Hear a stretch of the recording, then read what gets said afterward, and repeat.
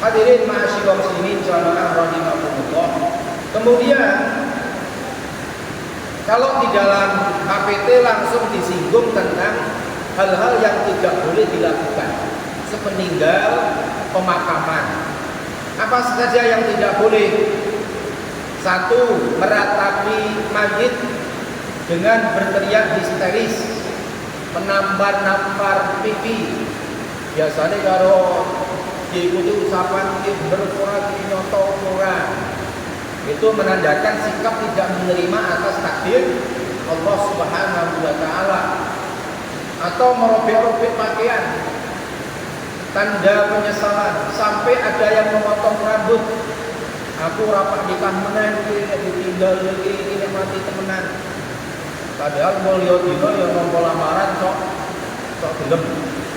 Nah, hadirin ma'asyiral muslimin jamaah rahimakumullah. Itu semua Nabi sebut termasuk bagian tradisi peninggalan masa jahiliyah yang tidak boleh diterus-teruskan. Nabi sabdakan, arba'un fi ummati min amril jahiliyah lan kelayat subuhna. Ono 4 perkara yang masih dikerjakan oleh umatku saat Nabi bersabda saat dulu, yang merupakan keempat hal itu merupakan tradisi jahiliyah yang belum bisa ditinggalkan oleh umat Islam saat itu. Satu, al-fakhru bil ahsab. Orang merasa hebat, berbangga diri dengan kedudukan, termasuk nasab. Padahal orang meskipun nasabnya baik, kalau amalnya tidak sholih, ya nasabnya tidak akan bermanfaat di hadapan Allah Subhanahu wa taala. Yang kedua sebaliknya, wata'nu fil ansab, mencela keturunan kayak anak isopo. Padahal di dalam Islam sekali lagi kemuliaan kita diukur dengan ketakwaan. Yang ketiga, wal istisqa'u bin nujum, meminta hujan dengan bintang. Entah sebelum hujan meminta hujan langsung memintanya kepada bintang, ataupun ketika turun hujan kemudian menisbatkan atau menyandarkan turunnya hujan itu karena pengaruh bintang-bintang tertentu. Jadi megoni hujan itu mergo bintang kae, nah itu tidak boleh. Itu merupakan tradisi kepercayaan orang-orang jahiliyah. Yang keempat berkaitan dengan kematian ini, wan niyahatu, yaitu meratapi mayit. Bahkan Nabi sallallahu alaihi wasallam langsung di dalam hadis itu menjelaskan ancaman bagi orang yang melakukan niyahah dan tidak bertaubat sampai matinya. An-niyahatu idza lam tatub qabla mautiha, orang yang meratapi mayit kok dia belum bertaubat sampai matinya, tuqamu yaumal qiyamati wa 'alaiha sirbalun min qatiranin, maka kelak di hari kiamat orang itu akan dibangkitkan.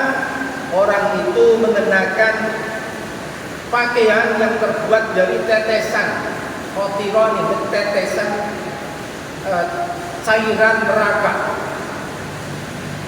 Wadirun min jarobin, dan baju besi kalau zaman perang dulu, ya baju gamis yang menutupi seluruh tubuh yang terbuat dari korek. Ini wallahu alam, artinya seluruh tubuhnya terkena oleh cairan panas api neraka dan melepuh mengeluarkan korek. Hadirin ma'asyiral muslimin jamaah rahimakumullah.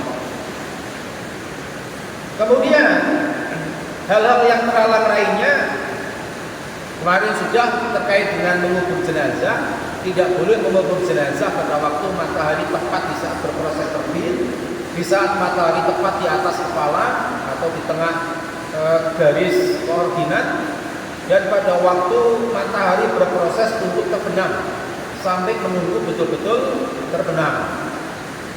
Yang ketiga, ini yang juga oleh tarjih diwanti-wanti untuk tidak dikerjakan, yaitu mengadani jenazah pada saat pemakaman. Karena secara tarikh tasyri' atau sejarah disyariatkannya adan itu disyariatkan atau dituntunkan dalam Islam itu untuk menandakan masuknya waktu sholat. Dan tidak ada kaitannya dengan prosesi pemakaman.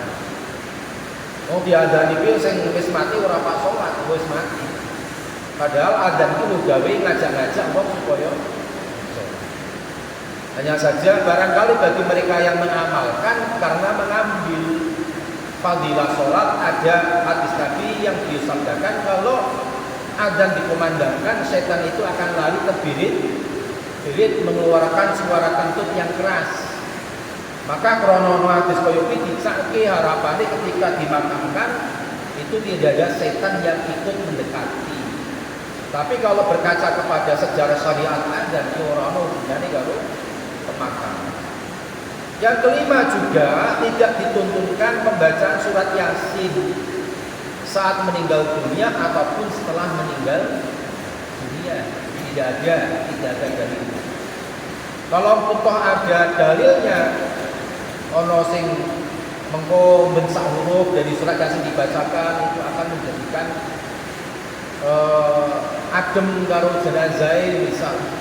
Itu hadisnya tidak bisa dijadikan sebagai hujjah. Hadirin ma'asyiral muslimin jamaah rahimakumullah. Kemarin sudah terkait dengan memakamkan ini, meninggikan kuburan lebih dari sejengkal, membangun kuburan atau menembak di atas kuburan, menjadikan kuburan kemudian berdiri masjid-masjid di atasnya, duduk di atas kuburan. Iki wau sampun membacakan Yasin saat dikubur maupun setelah dikuburkan. Ini bagaimana tuntunane menyelenggarakan upacara kenduren dengan membaca Al-Quran dan juga kalimat-kalimat thayyibah lainnya dengan niat untuk dihadiahkan pahalanya kepada orang yang telah meninggal dunia menurut keyakinan tarji. Ini pahalanya tidak sampai, meskipun para ulama berbeda pendapat. Ono sing nganggep tekan, ono sing nganggep ora tekan. Latarji termasuk yang berpendapat pahala yang dikirimkan setelah membaca Al-Fatihah, membaca surat-surat Al-Quran, termasuk kalimat thayyibah, ini tidak sampai kepada hadis. Karena landasannya ayat Al-Quran secara tegas, wa alaisa lil insani illa ma sa'a, bahwasanya seorang manusia tidak memperoleh selain apa yang telah diusahakannya. Ewa diri ono hadis yang menceritakan seorang anak bercerita kepada Nabi, inna ummi tutilat walam tusi apa atau sadaqu anha. Wahai Rasul, ibuku mati mendadak. Seandainya beliau berwasiat, beliau akan bersedekah. Apakah boleh saya bersedekah sebagai ganti dari ibuku? Dan sedekah itu saya niatkan untuk ibuku. Jawab Nabi, tasod bagi anda, dia bersedekahlah kamu untuk ibumu. Latarji memahami hadis itu boleh dikerjakan amal soleh oleh anak, bahkan tanpa diniatkan.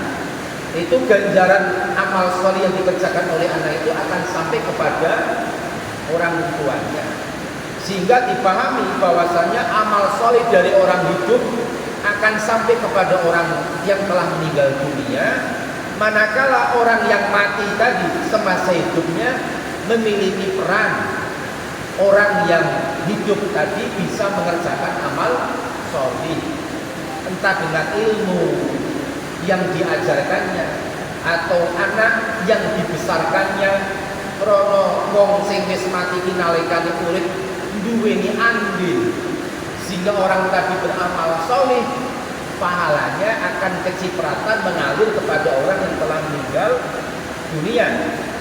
Ini atas dasar hadis Nabi sallallahu alaihi wasallam, idza mata ibnu adama in qata'a amaluhu. Apabila anak Adam manusia meninggal dunia, terputuslah amalannya. Karena wis ora bisa beramal meneh ora iso obah. Ila min salatatin kejaba sangka telung perkara. Sedekatin jariyatin, satu sedekah jariyah. Sedekah jariyah itu bukan sedekahnya orang lain, tapi sedekahnya orang itu, orang yang telah mati tadi selama hidupnya pernah melakukan sedekah jariyah. Jadi sedekah berupa barang ataupun uang yang manfaatnya bisa dirasakan terus-menerus. Maka selama manfaatnya masih bisa dirasakan orang banyak, meskipun pelakunya telah meninggal dunia, pahalanya akan tetap mengalir. Sehingga hakikatnya itu adalah amalan orang itu sendiri. ilmin yuntafau bihi, yang kedua adalah ilmu yang bermanfaat. Ilmu yang bermanfaat dulu sewaktu hidup dia ajarkan kepada anak didiknya, diajarkan kepada tetangganya, mulang Al-Quran, nuturi sholat. Maka meskipun orang yang nuturi telah meninggal dunia, selama orang yang diajarnya itu mengamalkan amal soleh yang pernah diajarikannya, pahalanya akan mengalir kepada orang yang telah meninggal dunia tadi. Maka ilmu yang bermanfaat hakikatnya ya atas jasa dirinya semasa hidup mau mengajarkan ilmu yang bermanfaat kepada orang. Awalatin sholihin yakullah, yang ketiga atau anak sholih yang mendoakan kepada orang tuanya. Anak menjadi sholih juga tidak lepas karena jerih payah didikan orang tua, baik mendidik secara langsung ataupun melalui orang lain, ustadz, guru ngaji ataupun guru, yang dia anak itu bisa sekolah, bisa mendapatkan pendidikan karena jerih payah biaya orang tua. Orang tua kecipratan ganjaran. Hadirin ma'asyiral muslimin jamaah rahimakumullah. Yang kemudian juga tidak boleh kumpul yang di situ ada makan. Ini tarjih betul-betul mewanti-wanti. Sampai kemudian dikutip pernyataan atau asar dari sahabat Jarir bin Abdullah. Kata sahabat Jarir, kita para sahabat na'uddu menganggap al-istima'a ila ahli mayyiti, kumpul-kumpul ke keluarga mayit, wasoni'atat to'am, dan nganggep gawe panganan ba'da tafnihi, setelah memakamkan mayit, minan niyahah, itu termasuk perbuatan niyahah, meratapi jenazah. Maka tadi hadirin ma'asyiral muslimin jamaah rahimakumullah, ini di bagian terakhir, bagian yang tidak dikerjakan menurut tuntunan tarjih, itu ya berkumpul-kumpul di tempat keluarga ahli mayit yang kemudian sampai ada makan-makan di sini. Ya sekedar kumpul, betul nopo-nopo. Misal takziah, satu rombongan dari jamaah masjid krono jamaahnya yang tertimpa musibah kematian. Kemudian setelah itu rombongan dari keluarga besar masjid takziah, ya tidak apa. Yang menjadi fokus harus dihindari adalah haitu yasna'una lakumut ta'am, sekiranya mereka ahli mayit itu membuatkan makan. Wala tastami'u ila ahli mayit, dan janganlah kalian berkumpul di keluarga mayit ba'da tafni, setelah memakamkan mayit itu. Tidak berhenti di situ. Fokus larangannya karena ada haitu yasna'una lakumut ta'am, di mana mereka sampai membuatkan makanan. Jika nek kumpul tok boten nopo-nopo, yang enggak boleh itu sampai membuatkan makanan. Karena justru perintah Nabi Shallallahu Alaihi Wasallam ketika keluarga Ja'far kepaten, karena Ja'far bin Abi Thalib wafat dalam keadaan syahid, Nabi diberitahu, maka Nabi memerintahkan sahabat lain, justru sahabat lain itu diperintahkan Nabi untuk membuatkan makanan. Gak tuntunan tarjih mengikuti sunan Nabi, tonggoni seduluri iki sing gawe iki makanan ngirim kanggo abul musibah. Wasna'u li alil mayyit itu amin.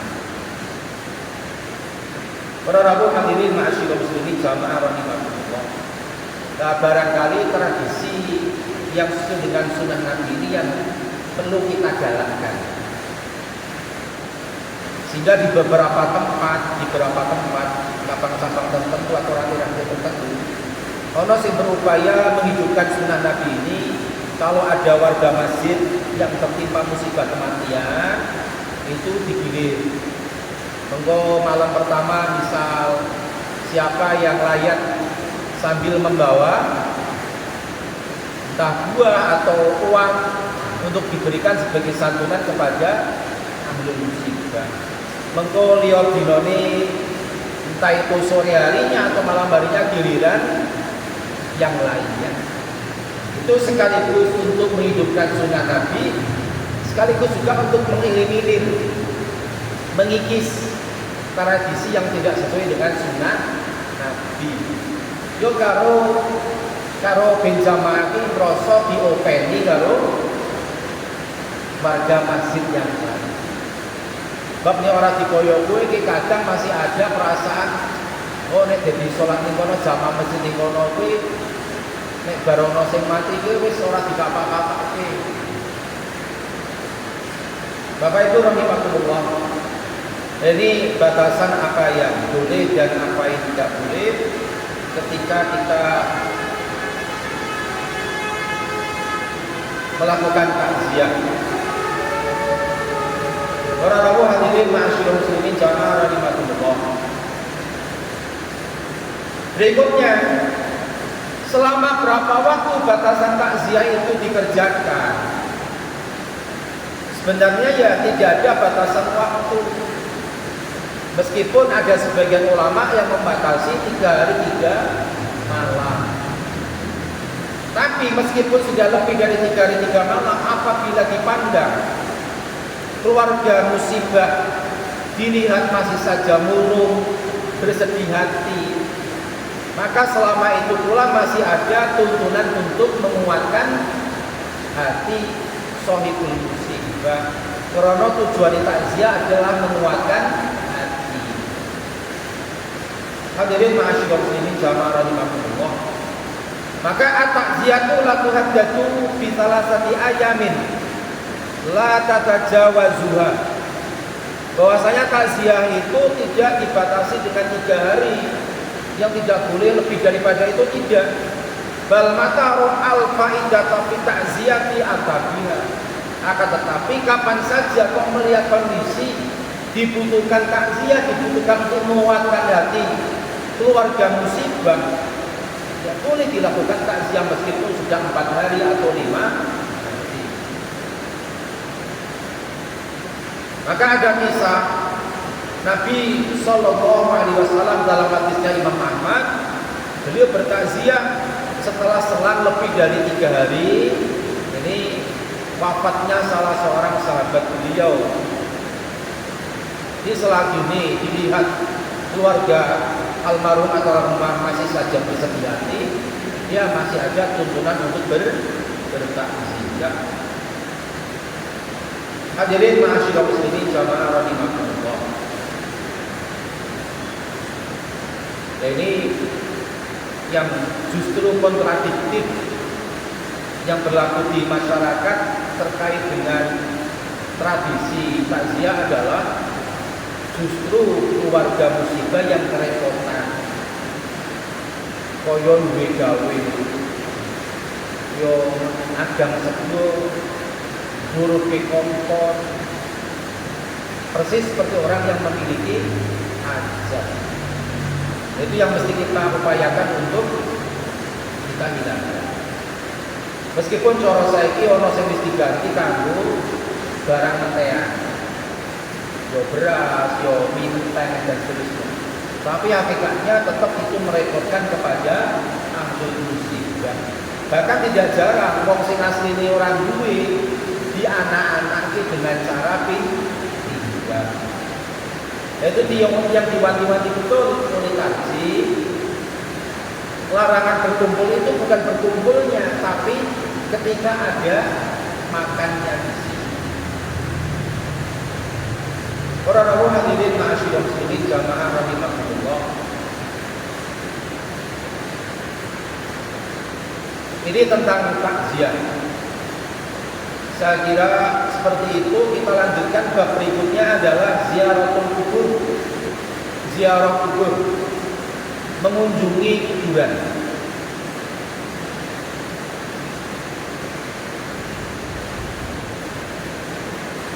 Matan daripada HPT berbunyi zurul kuburo, ziarahlah kalian terhadap kuburan. litadhkuru al-akhirata, agar kalian ingat terhadap kehidupan akhirat.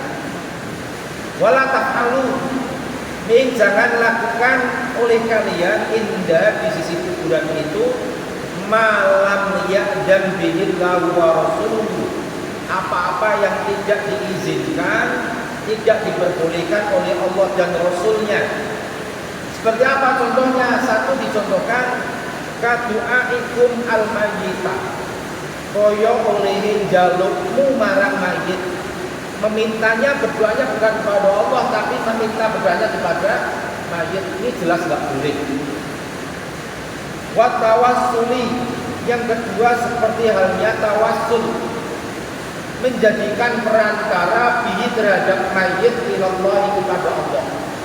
Ya tolong kepada mayit yang dikubur agar menyampaikan hajatnya kepada Allah. Ini nanti kita bahas lebih lanjut. Faida ataitumul maqbarah, lantas apa yang dikerjakan kalau kita ziarah kubur?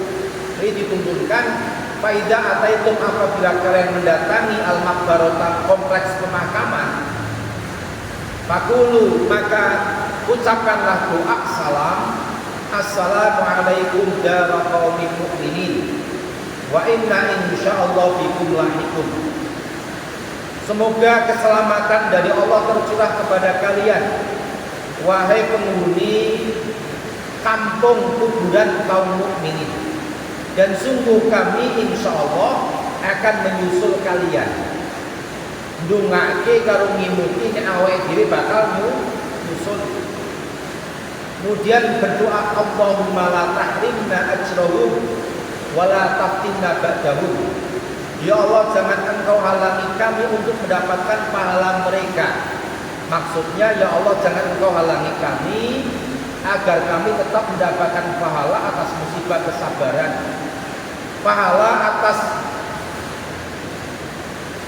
melakukan amal soleh ziarah kubur. Nila tahrimna ajrahum, meminta agar amalan soleh kita terkait dengan ngurus jenazah Allah Ta'ala berikan kepada kita.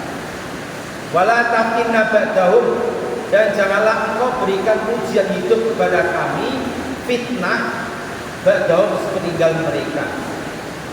Jadi tuntunannya ketika mulai masuk ke pemakaman, membaca salam, assalamualaikum ya ahlal kubur dara qaumin mu'minin wa inna insyaallah bikum lahiqun.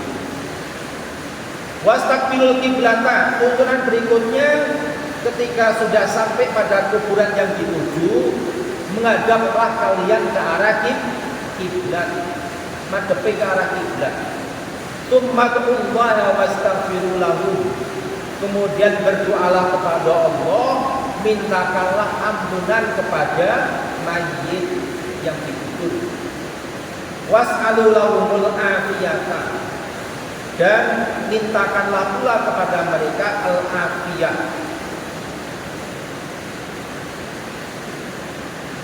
Hadirin ma'asyiral muslimin rahimakumullah. Kemudian tuntunan berikutnya, nek wong wedok, wala tukthiril mar'atu ziaratal kubur, jangan sering-sering memperbanyak wanita itu melakukan ziarah kubur. Nah, ini yang menjadikan tarjih itu berbeda dengan sebagian tuntunan kaum muslimin yang lain. Bahwasanya ziarah kubur menurut tarjih itu amalan soleh yang dituntunkan oleh baginda Nabi Sallallahu Alaihi Wasallam. Namun ada batasan-batasan apa saja yang boleh dikerjakan ketika ziarah kubur. Sementara yang lain ada yang kebablasan. Apa bentuk kebablasannya? Sampai mengultuskan orang yang sudah dikubur, menganggap dan meyakini memiliki kedekatan dengan Allah, sehingga diyakini bisa menyampaikan hajatnya kepada Allah Subhanahu wa Ta'ala. Sementara tarjih menuntunkan jangan melakukan doa kepada ahli mayit, pada mayit, jangan pula menjadikan perantara memohon pada Allah agar disampaikan hajatnya melalui mayit. Ini apa yang disebut dengan tawassul. Para rawuh Bapak Ibu kang kula hormati, ada dua hal yang berbeda yang dilarang oleh tarji di situ. Satu yang semua ulama sepakat tidak boleh. Wala tad'ul mayyita.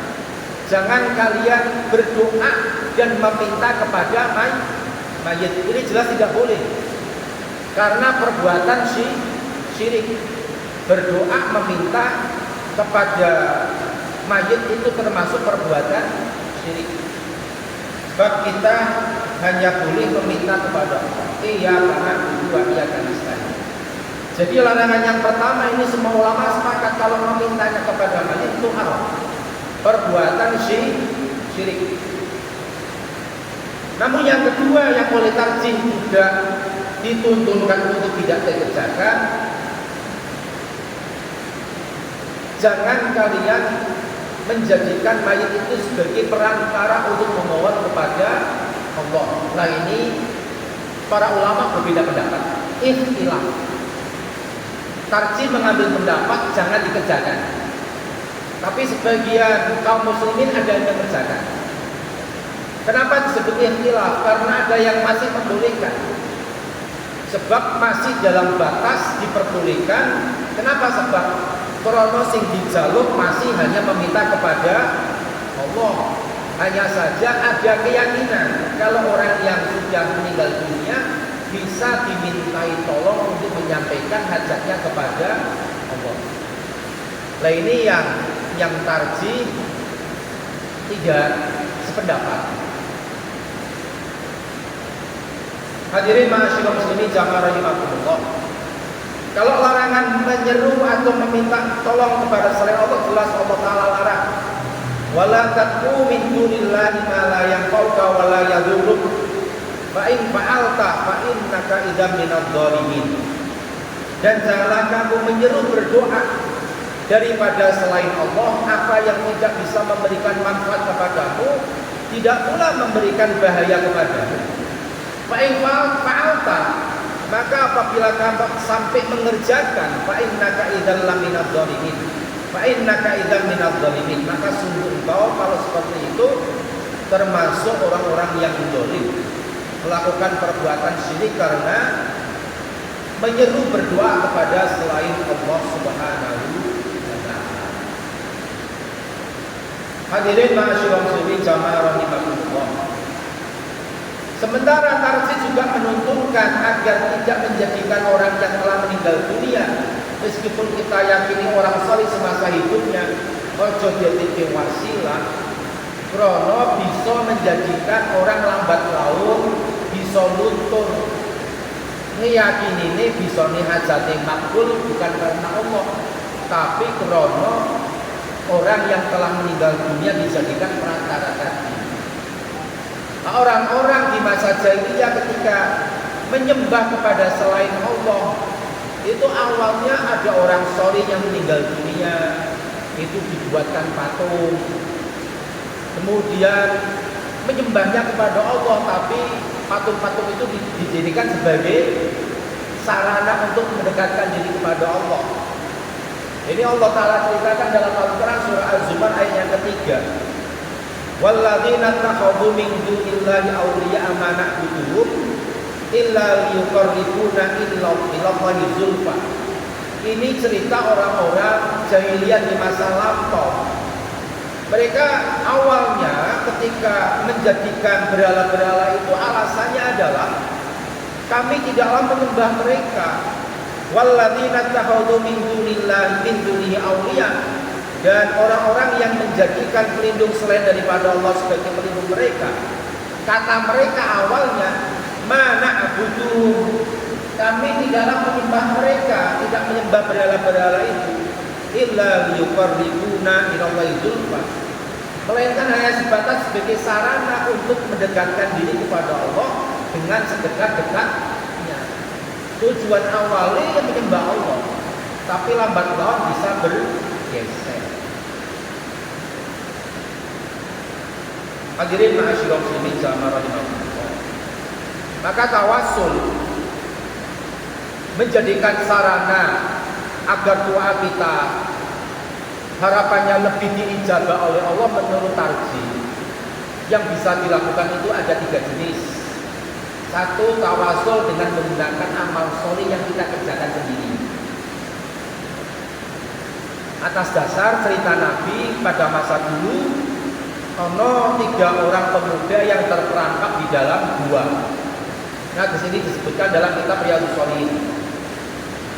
Nah, di saat terperangkap di dalam gua karena tertutup oleh bongkahan batu besar, ketiga orang tadi berupaya untuk mendorong sekuat tenaga, sedikit pun batu besar itu tidak bergeser. Akhirnya dalam keadaan hampir putus asa, ada usulan di antara 3 orang pemuda itu, bagaimana kalau kita berdoa kepada Allah, mengingat sepanjang hidup kita amal soleh apa yang pernah kita kerjakan, kita ingat mana yang paling besar, kita jadikan sebagai sarana untuk berdoa kepada Allah. Maka masing-masing orang kemudian berdoa seraya menyebut amal solehnya. Ya Allah, kula niku riyen nate duweni pegawai, gajine ora dijukuk, baline dadak, pamit ora sempet njukuk gajine. Lantas upah orang itu saya berdayakan, ya Allah saya belikan kambing. Kambingnya saya ternak menjadi beranak pinak menjadi ternak yang sangat besar. Begitu jarak selang beberapa tahun orang tadi menagih upahnya. Karena peternakan itu berasal dari upahnya, ya Allah saya berikan semua dengan ternak-ternaknya. Kalau itu ikhlas saya kerjakan karenamu ya Allah, maka saya mohon karena amal soleh itu agar engkau berkenan geser pintu gua ini. Maka kemudian pintu gua itu bergeser. Ini wasilah orang yang pertama dengan amal solehnya, memberikan upah kepada mantan pegawainya melebihi dari batas semestinya. Yang kedua, orang berdoa dengan menyebut amal solehnya berupa berbakti kepada ibu bapaknya. Ya Allah saya memiliki ibu bapak yang tua renta. Orang bisa nyambut gawe maka sayalah yang memenuhi kebutuhan hidupnya. Begitu saya bekerja mencari kayu, saya dapat uang, saya belikan makanan, saya belikan susu. Namun begitu sampai rumah ternyata ibu bapak saya sudah tidur. Karena takut kalau saya ketuk pintu membangunkan tidurnya ibu bapak saya, ya Allah, saya akhirnya sampai tertidur di teras rumah. Begitu bangun waktu sudah pagi, waktu subuh. Kalau saya kerjakan itu karena ikhlas karena Engkau ya Allah, maka mohon bukakanlah pintu gua ini. Maka pintu gua itu kemudian buka meneh. Ini belum bisa keluar. Nah yang ketiga, ini orang berdoa kepada Allah mengingat amal solehnya berupa meninggalkan perbuatan maksiat. Ya Allah saya dulu itu kesengsem dengan anak paman saya, adik sepupu saya saking cantiknya. Saya goda, saya rayu tidak mempan. Namun pada satu kesempatan adik sepupu saya yang cantik itu butuh uang. Sampai akhirnya kemudian dia rela demi mendapatkan uang untuk menyerahkan kehormatannya. Ya Allah saya sudah berdua dengan anak paman saya itu, tinggal melakukan apa yang menjadi nafsu syahwat saya. Tapi begitu saya berikan uang itu, saya teringat Engkau dan saya takut. Akhirnya saya urung melakukan perbuatan zina. Dan saya ikhlas uang itu saya berikan kepada adik sepupu saya yang cantik itu ya Allah. Kalau saya meninggalkan perbuatan zina ikhlas karena ya Allah, maka bukakanlah pintu gua itu. Maka akhirnya kemudian pintu gua itu terbuka. Maka atas dasar hadis itu, tawasul agar doa kita dikabul oleh Allah Ta'ala, pertama boleh tawasul dengan menggunakan amal soleh. Baik yang pernah kita kerjakan atau sebelum berdoa melakukan amal soleh terlebih dahulu. Dan Nabi tunturkan nawang duweni hajat penting, sholat kondisi rong rakaat. Setelah itu baru kemudian menyebutkan hajatnya. Di sholat hajat itu ya diantaranya sebelum berdoa kepada Allah melakukan amal soleh berupa sholat sunnah 2 rakaat.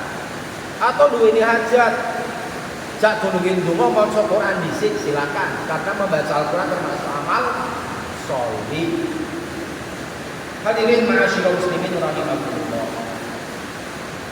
Sehingga membaca Al-Fatihah sadurunge ndonga kena bagian dari amal sholih.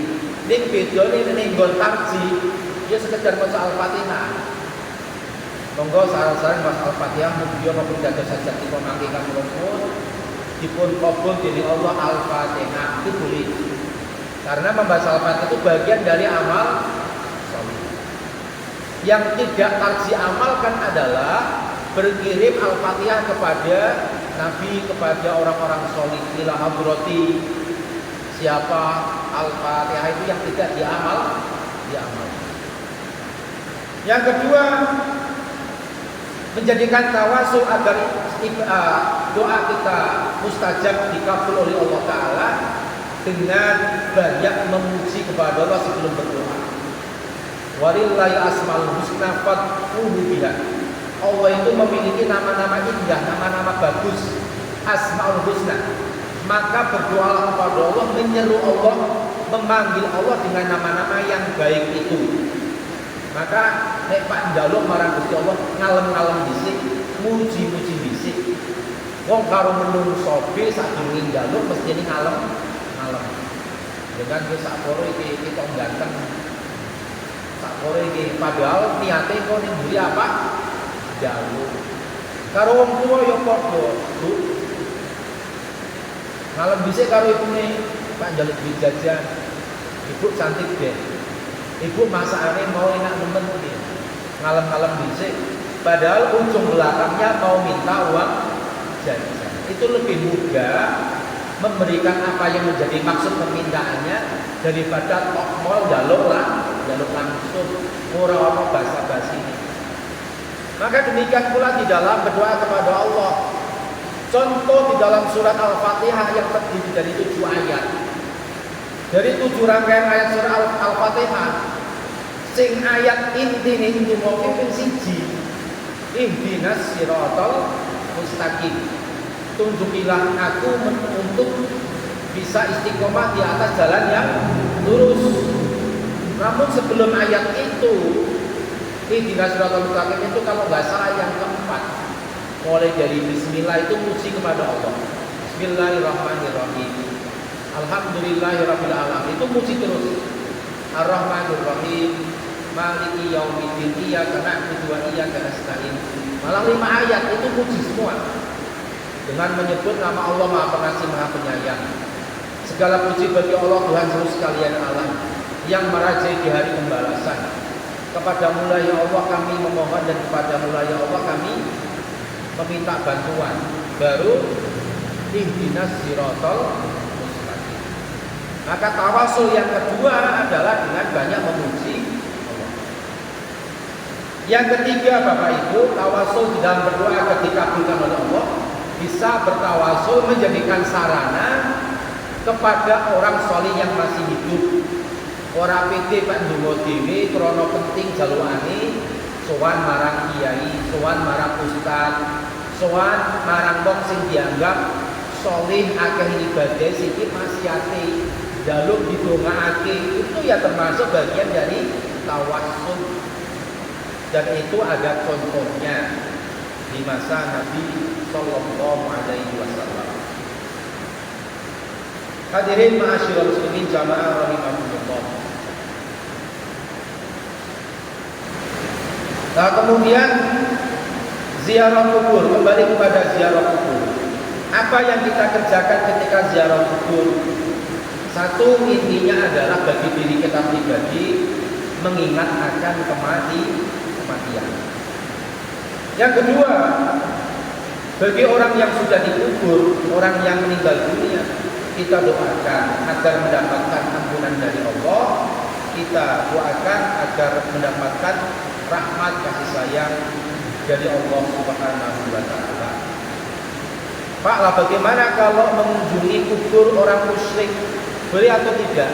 Kalau yang dikunjungi itu kuburan orang musyrik, orang kafir, boleh, namun tidak boleh mendoakan.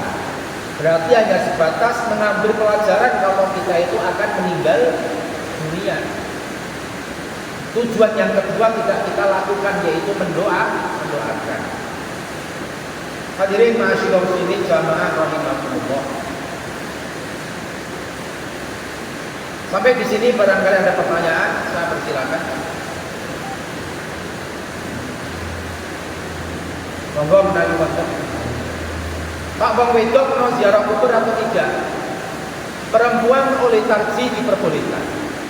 Karena tuntunan Nabi untuk ziarah kubur itu dipahami berlaku secara umum. Kuntu nahaitukum am ziaratul kubur al-an fazura. Biyen aku memang nate nglarang sampean kabeh ziarah kubur, ning saiki ziarahlah. Maka perintah Nabi untuk berziarah setelah Nabi pernah melarang oleh tarjih dipahami berlaku secara umum baik laki-laki maupun perempuan. Hanya saja bagi perempuan ada ketentuan khusus. Satu, tidak boleh sering-sering. Karena justru kalau sering ziarah kubur itu mendapatkan laknat. La'ana Rasulullah SAW zawaratil kubur. Rasul itu melaknat para wanita yang sering melakukan ziarah kubur. Kena ming ojo sering-sering. Yang kedua, bagi perempuan kalau ziarah kubur meskipun boleh, namun jangan sering-sering tadi. Yang kedua, adab keluar rumah harus diperhatikan. Apa? Yo jangan sendirian, disertai dengan mahram. Ketika keluar pun menuju ke ziarah kubur, jangan berpenampilan yang mencolok, jangan mengenakan kosmetika, jangan mengenakan parfum yang berbau wangi. Nah, ini adab ziarah bagi perempuan. Maka ada perbedaan. Kalau melakukan tasyirul jenazah, mengiringi pemakaman, wanita tidak boleh. Sebab saat pemakaman itu masih campur ono jamaah laki-laki. Tapi kalau ziarah kubur setelah proses pemakaman selesai, tarjih berpendapat wanita boleh melakukan ziarah. Ini ketentuannya mau disertai mahram, keluar dari rumah juga tidak menggunakan perhiasan yang mencolok, bersolek, memakai minyak wangi dan tidak boleh.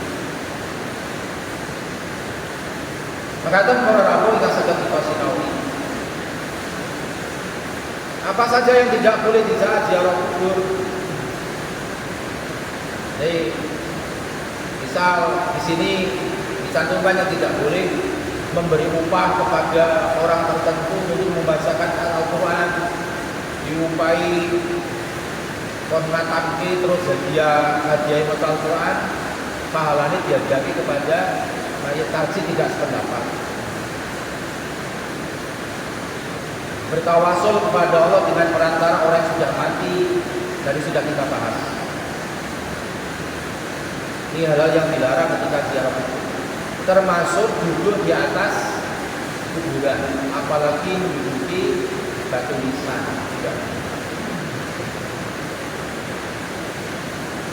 Cekap apa ya? Ada pertanyaan Bapak?